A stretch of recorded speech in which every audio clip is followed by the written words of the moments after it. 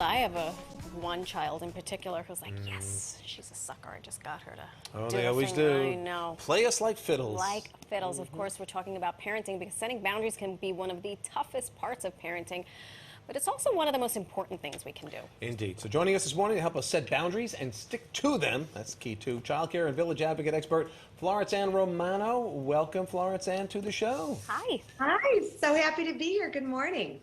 Thanks. Lots of questions. Yes, we are both. Yes, we are both parents. Chris's children I'm deeper into it. They're adults. They're adults. I'm in those there's fantastic. always lingering Yeah. impacts. Always fantastic teenagers that I have.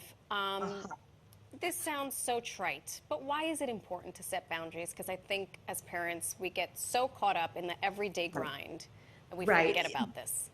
Well, the word boundaries scares people right away. You know, you're getting nervous that, it's threatening, that I'm doing something wrong, and you go on the defense. And boundaries are small things, that lead to big results. That's the whole point of it. And just depending on the age of your child, you're going to instill those boundaries, implement those boundaries differently, but you're also doing it not just for their own good, but as a teaching moment for them about what they're going to hopefully do as adults when it comes to their relationships too in their life that need boundaries. So is there an age where you can start this effectively?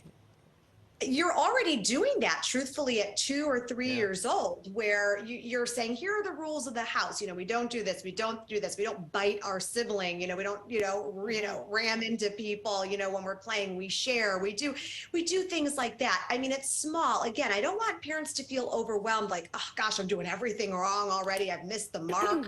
I'm already, way behind. You're already doing it in your household. And consequences, again, another word people hate to hear, but consequences, there are good and bad consequences to behavior. And that's part of boundaries too. Your children learning that, okay, there are certain rules of the home. There are rules that are expected of me in school, in daycare, wherever they are, even playing at someone else's house. These are all modes of teaching them boundaries. So how can we start setting these boundaries regardless of the age of our children? Communication is key. And again, comprehension is going to be key depending on the age of the child. And, I think it's funny as an adult, you expect people to read your mind when it comes to what you need or what you want. And that's never healthy for any relationship at all. And that comes to children as well. You want to explain the choices you're making, not this idea that I am my child's friend, but it's the idea that I can tell you why this rule exists. Maybe it's for your safety, maybe it's for your physical, mental health, whatever it might be. But explanation is key. And depending again on the age of the child, you're going to give more or less information and detail. Just by its nature, boundary to me sounds like it's a negative, it's a restricting thing. How do we package this different to make it look like it's something positive? It's a boundary that's, has a little positivity to it, not just stopping me from doing things.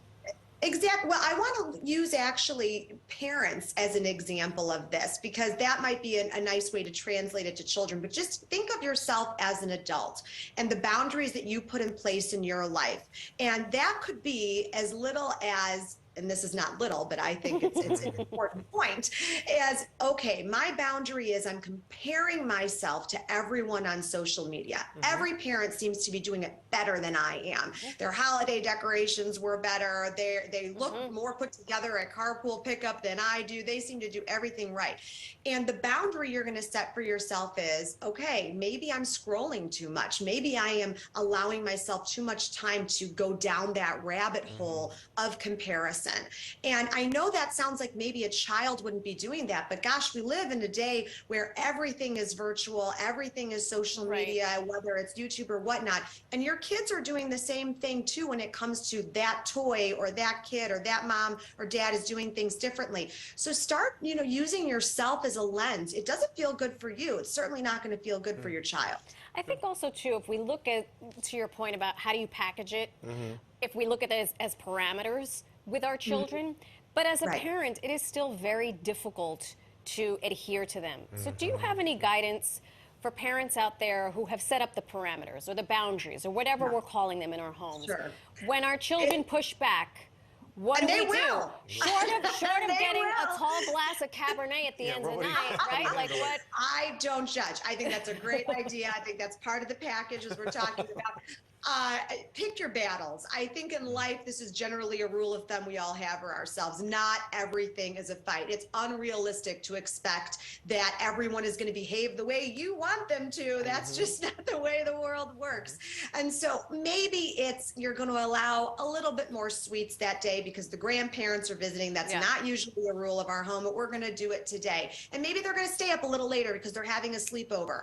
Again, it's bending here and there, but it's not making these enormous overarching changes. It's for you also to help you stay on track so you know that there's flexibility, there's fun, you don't have to be that mean parent. Yes. So you can throw in the white flag once in a while, a couple of times, but don't throw it in completely just because you did that. Florence Ann, before we go, tell us about your book, where I'm sure you share all of these parenting tips.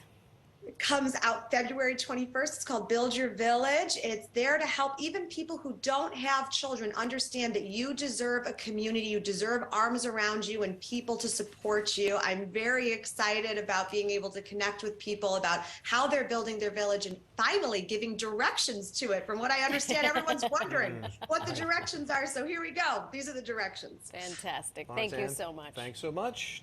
And we're going to post these tips, by the way, on our website at pix11.com.